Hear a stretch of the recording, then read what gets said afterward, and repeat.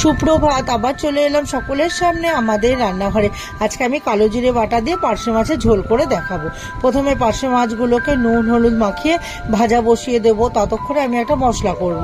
কালো জিরে, কাঁচা লঙ্কা, একটু রসুন আর ধনে পাতা দিয়ে একসাথে পেস্ট করে নেব। এবার আমি মাছটাও ভাজা হয়ে যাবে। এইবার মাছটাকে ভেজে তুলে নিয়ে ওই তেলের মধ্যে আমি একটু রাঁধুনি ফোড়ন দেবো, দিয়ে এবার টমেটো কুচি দেবো, দিয়ে পরিমাণ মতো একটু নুন, একটু হলুদ আর সামান্য একটু চিনি দিয়ে এবার ভালো করে নাড়িয়ে চাড়িয়ে তারপরে আমি ধনেপাতার পেস্টটাকে দিয়ে দেবো, যেটা কালো জিরে দিয়ে পেস্ট করেছি।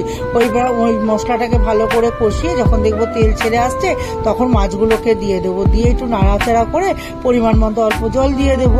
তারপরে ঝোলটা ফুটে উঠলে তারপরে সাজিয়ে পরিবেশন করব।